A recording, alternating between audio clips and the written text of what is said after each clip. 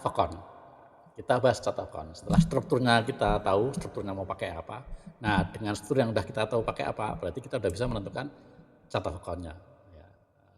Transaksi apa yang mau kita pakai untuk laporan. Jadi setelah kita bisa bikin chart of account-nya. Jadi yang harus dipahami untuk membuat chart of account adalah satu, transaksi ke depan kita mau apa. Ya, kalau mau nanti ke depan mau ada konsolidasi, ya berarti harus beberapa itu harus disiapin juga penjualan masing-masing, pendapatan masing-masing, jangan sampai nanti bentrok atau nanti nggak bisa mengabsorb laporan keuangannya, ya. Kemudian ya pertama, kemudian kedua kita perhatikan digitnya, jangan sampai terlalu kecil, jangan juga terlalu banyak, karena kalau terlalu kecil nanti ketika perusahaan udah gede, udah makin kompleks, nah, nggak bisa memenuhi transaksi yang mau dicapai, ya. Jadi susah nanti, jadi kita harus lihat dulu. Ketiga, kemudian kalau kita mau memakai ada merger atau peleburan usaha, itu harus kita samakan. Ya, jangan sampai nggak sama, karena kalau nggak sama nanti sistemnya bingung. Jadi kita harus sama sehingga memudahkan dalam intercompany transaksi maupun konsolidasi. Ya, jadi semua biar otomatis itu. Jadi nggak ada lagi kerjaan manual. Karena kalau kerjaan manual ya sama juga bohong, nanti pusing-pusing lagi.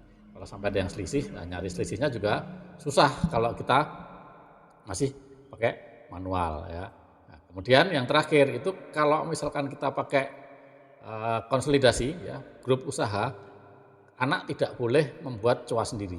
Jadi semua COA harus dibikin oleh pusat. Jadi kalau ada misalkan di perusahaan itu ada perkembangan, harus minta COA dulu ke pusat. Jadi anak nggak boleh bikin COA sendiri, karena kalau anak bikin COA sendiri dan tidak diketahui oleh pusat, nanti ketika terjadi intercompany transaksi ataupun terjadi konsolidasi, dilakukan konsolidasi tiap akhir periode, nah, nggak sama, neset nanti, karena COA-nya nggak ada. Ya, jadi semua COA harus terpusat kalau konsolidasi, ya haram hukumnya kalau bikin sendiri. Itulah. Nah, kalau sudah itu baru kita COA-nya kita tahu, struktur laporan keuangan kita tahu, baru kita bikin laporan keuangannya, ya. Kita setting laporan keuangannya mau berapa level, ya. Jadi jangan sampai kita salah. Kalau udah berapa level, kita harus tahu yang induk yang mana, yang anak yang mana. Karena yang induk kan hanya view, ya, nggak boleh jadi transaksi, ya. Kalau masih ada yang dipertanyakan, silahkan DM ataupun komentar. Salam.